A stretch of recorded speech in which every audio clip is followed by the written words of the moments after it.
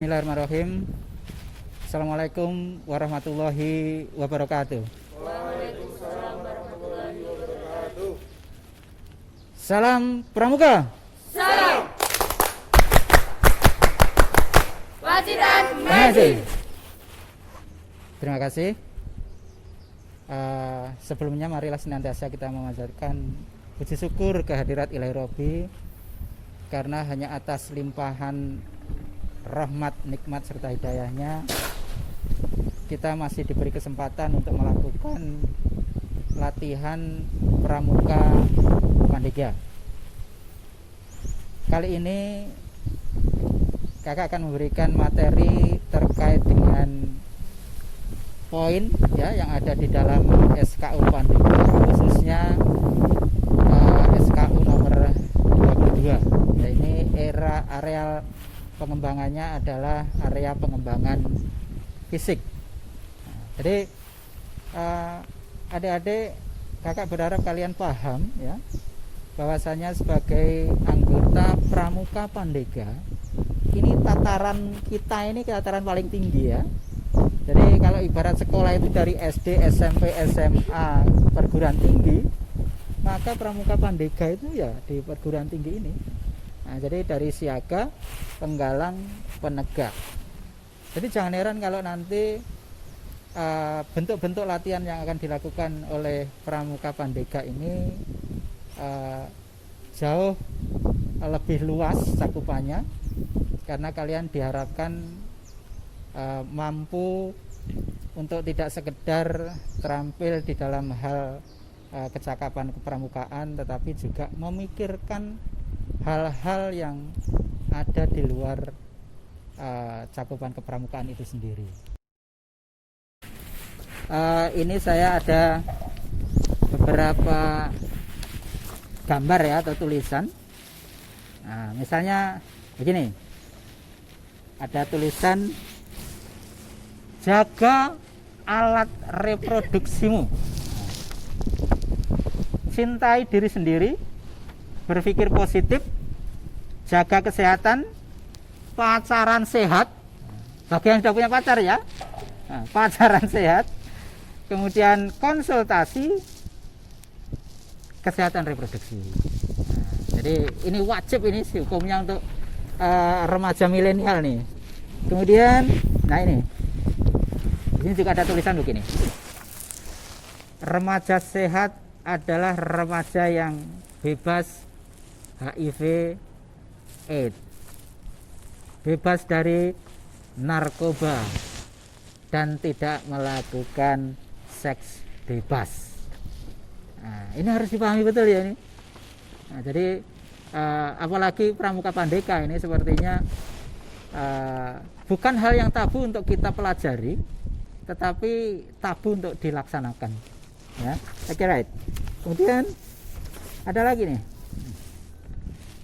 Ada untuk mengoptimalkan 1000 HPK, tahapan yang harus dipersiapkan ini sebelum kehamilan: sistem reproduksi yang sehat, cegah infeksi menular seksual, kebersihan organ reproduksi, bergizi seimbang dan aman.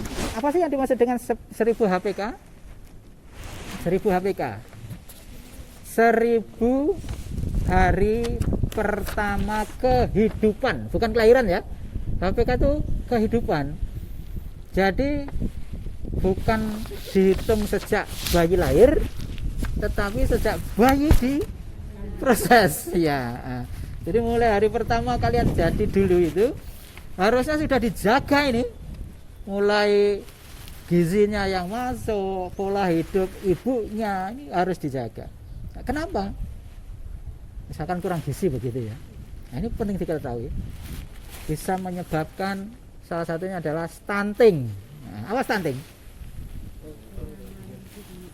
Stunting itu kerdil. Nah, kerdil itu nanti imbasnya kepada kecerdasan. Kalau pendek-pendek itu biasanya kurang cerdas. Kenapa ya? Karena kurang gizi. Jadi kalian ini terutama calon ibu ya, nanti kalau kalian hamil begitu, maka jagalah, rawatlah sampai 1000 hari usia kehidupan. Dihitung mulai hari pertama jadi sampai kurang lebih umur 2 tahun lebih sedikit kali ya.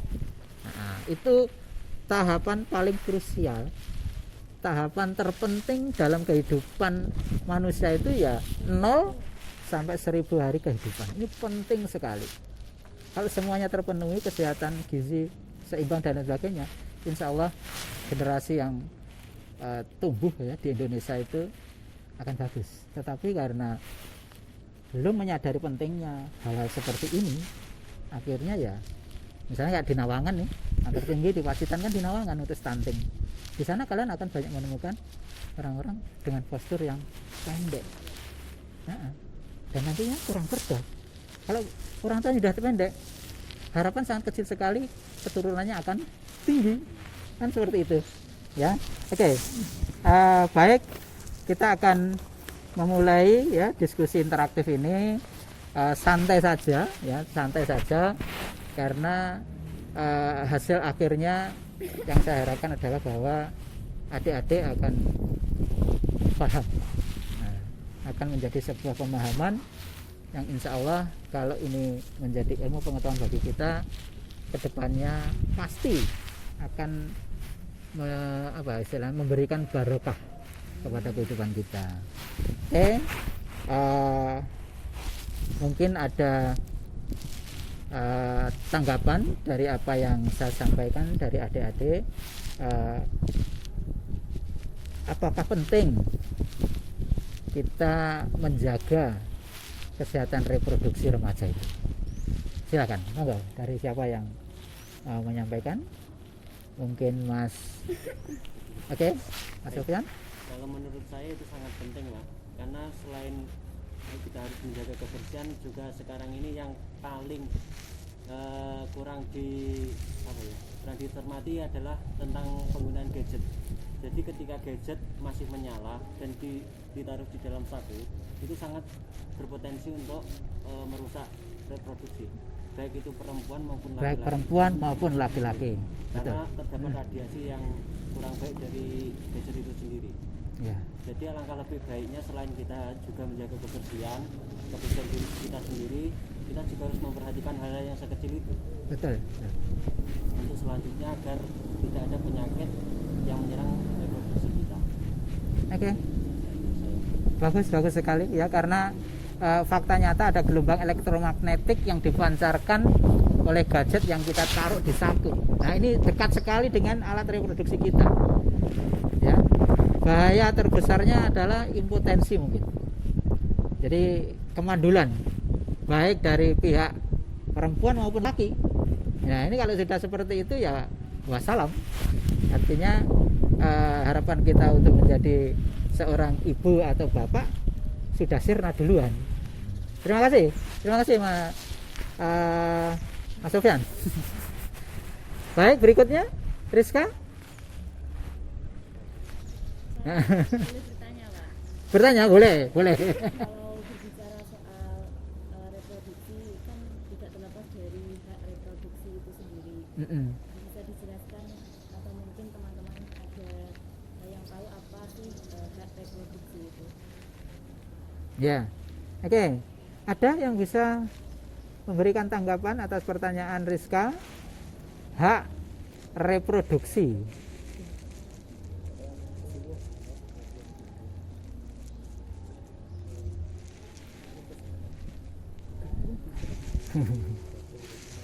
Ada? Oke, ya, enggak? Oh, belum? Tidak? Belum. Ya, jadi mungkin yang dimaksud dengan hak reproduksi, pada dasarnya manusia ini kan ditakdirkan hidup ini kan untuk mengembangkan keturunan ya. Jadi ini sudah ditakdirkan bahwa salah satu upaya untuk menjaga kelangsungan hidup manusia ini ya dengan melakukan proses reproduksi. Karena re itu kan kembali. produksi, ya jadi memproduksi kembali sesuatu yang minimal mirip, kalau tidak boleh dikatakan sama. Jadi masing-masing individu, perempuan, laki-laki ini memiliki hak reproduksi, ya. Nah, ini hak yang asasi kalau menurut saya, karena tidak ada yang boleh melarang seseorang untuk mengurangi atau bahkan menghilangkan hak tersebut, kecuali dalam kondisi-kondisi tertentu, ya. Misalnya ketika seseorang dalam kondisi yang tidak maksimal, tidak fit, kalau misalkan hamil, itu justru akan membahayakan baik ibu maupun calon bayi, maka ya diharapkan pengertiannya hak tidak selalu harus diwujudkan, gitu ya. Oke.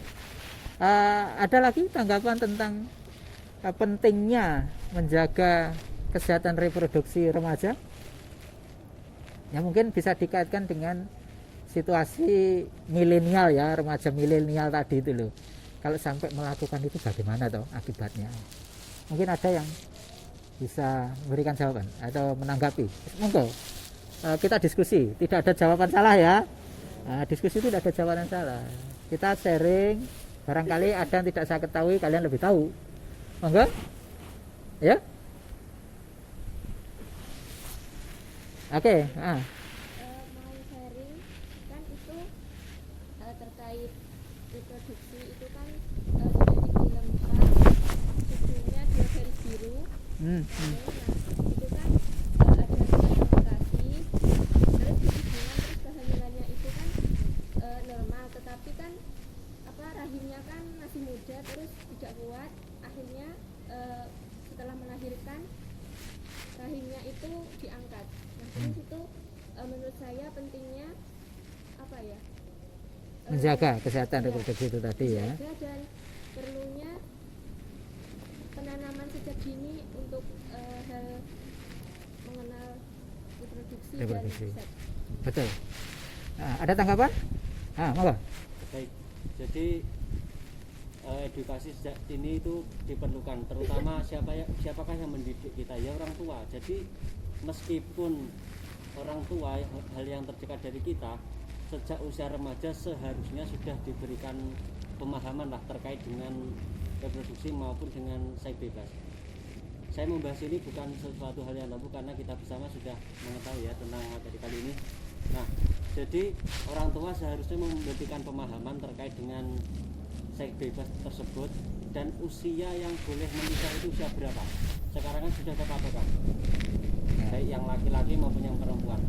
Nah, jadi sebelum usia tersebut pasti akan menimbulkan risiko yang sangat tinggi, baik itu ada kematian ibundanya, itu hal yang paling buruk, atau mungkin itu tadi rahimnya bisa diangkat, atau ada hal lagi yang nantinya tidak sang ibu tidak bisa memiliki keturunan lagi. Betul, ya. Jadi memang kultur budaya Indonesia saat ini masih banyak yang menganggap bahwa membicarakan masalah reproduksi ini dianggapnya tabu.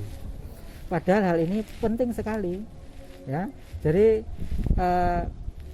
kita berharap semakin maju pikiran orang tua sekarang ini nanti akan memberikan peluang kesempatan kepada anak-anaknya untuk mendapatkan informasi sejak awal, ya, bahwa yang seperti itu salah. Nah, kenapa salah? Harus dijelaskan. Jadi kalau misalkan anak bertanya, jangan langsung di-cut dengan mengatakan bahwa pertanyaanmu tabu. Tidak boleh seperti itu, ya. Jadi harus dijelaskan bahwa kalau misalkan usia remaja, apalagi masih belasan tahun, kemudian terjadi sesuatu, yaitu tadi efek negatifnya, alat reproduksinya belum siap, yang jelas itu belum siap, ya. Kalau tempatnya aja belum siap, dan nanti yang mau ditempatkan di situ itu pasti juga sesuatu yang belum siap, ya. Ibaratnya kita itu mau menanam benih sesuatu, misalkan kacang begitu, kacang yang masih muda sekali, masih kirut-kirut, kalau kita buka, kita tanam, ya dia tidak akan tumbuh, apalagi medianya juga belum siap. ya.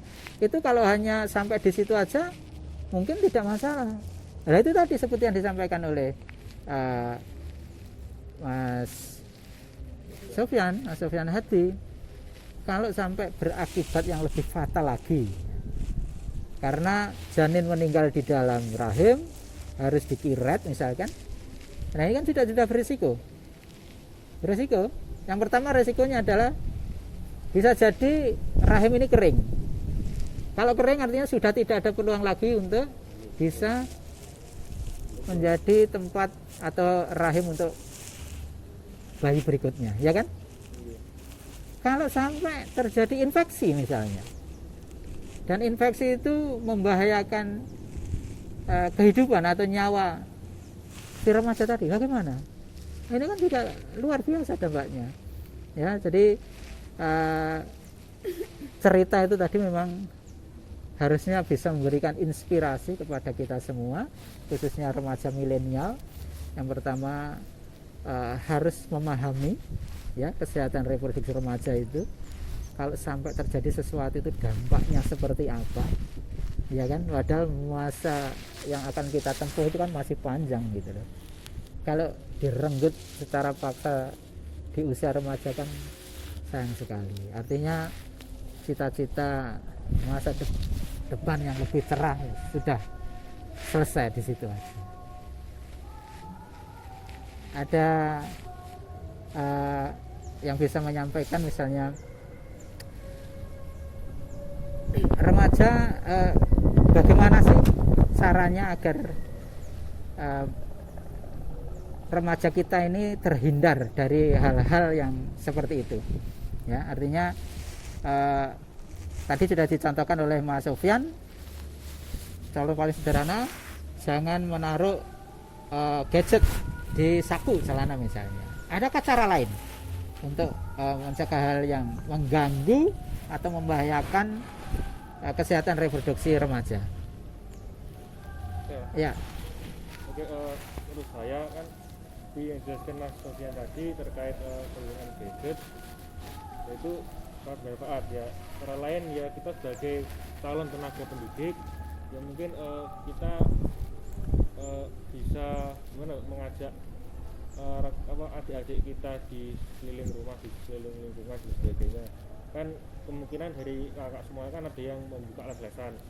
Jadi mungkin di sana kita bisa memberikan sedikit edukasi atau ya mengajak kegiatan yang positif lainnya Pak. Mengajak kegiatan yang positif agar pikiran mereka itu tidak tidak ke situ terus ya. Kita melakukan edukasi itu bersosialisasi dengan teman-teman lingkungan sekitar, jadi agar mereka itu mengetahui oh ini banyak seperti ini, seperti jangan taruh gadget di saku selama mungkin dengan sesuatu yang lama, atau mungkin jangan katakanlah terlalu gimana ya berdekatan dengan lawan jenis terlalu lama dalam suatu kondisi yang tertentu lainnya Pak. Seperti misalkan kita bermain di kolam renang, itu kan gimana Pak ya? Ya kan gadget itu pikiran semua orang kan pasti negatif lah. Jadi kita usahakan mereka itu jangan dimiliki seperti itu, karena dampaknya itu buruk, ya, sangat fatal ya. Sangat buruk. Ya, jadi usahakan ya kita selain mengedukasi ya mengajak adik-adik lingkungan sekitar itu agar berpikir yang positif, seperti itu. Mungkin itu Pak. Baik, jadi artinya yang disampaikan oleh Mas Azal ini tadi, kita semuanya sebenarnya memiliki tanggung jawab, ya, memiliki tanggung jawab untuk turut memahamkan betapa pentingnya menjaga reproduksi remaja itu. Ya, ini bukan semata-mata tanggung jawab orang tua, guru di sekolah, tetapi juga masyarakat umum, ya, misalkan mengetahui secara tidak sengaja dan lain sebagainya, maka ya selayaknya kita saling mengingatkan, ya, saling mengedukasi, saling memberitahu bahwasanya hal-hal seperti itu misalkan ya penggunaan gadget yang berlebihan itu juga kurang baik. Sekali lagi memang tidak selamanya gadget itu berdampak positif. Di satu sisi memang kita mendapatkan informasi terkait dengan pendidikan, pelajaran dan sebagainya dari situ, tetapi ternyata terkadang yang namanya godaan itu kan selalu ada di sekitar kita. Ketika kita lena, maka ya itu tadi, yang mau mencari madu malah nulisnya racun. Nah, akhirnya keluarlah informasi-informasi yang sebenarnya belum layak kita konsumsi. Nah, karena rasa keingintahuan yang luar biasa dari remaja milenial, kemudian ditindaklanjuti dengan ingin coba-coba. Nah, ini yang akhirnya berakibat fatal kepada ya remaja tersebut.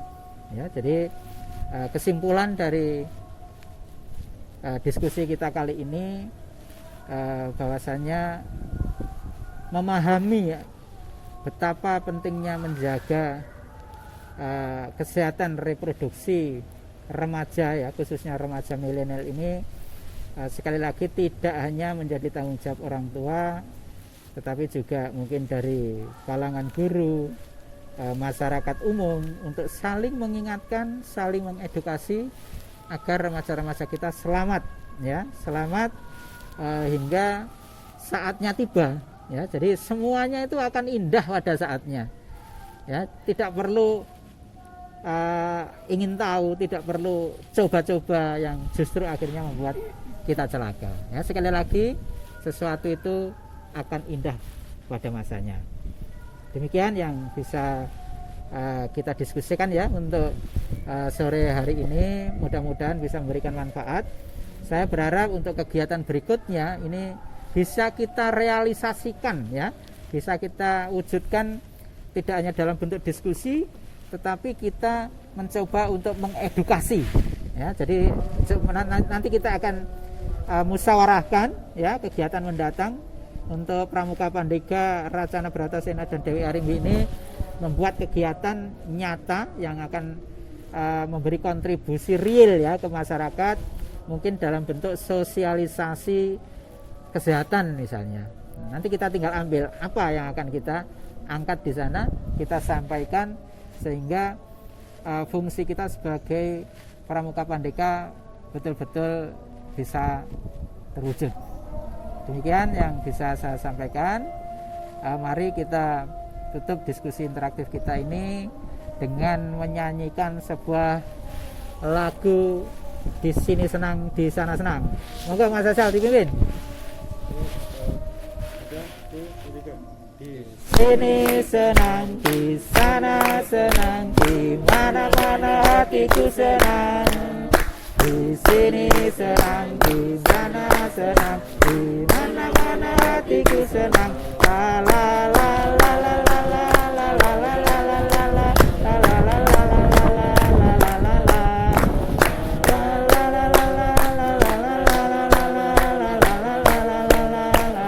la Tepuk Pramuka.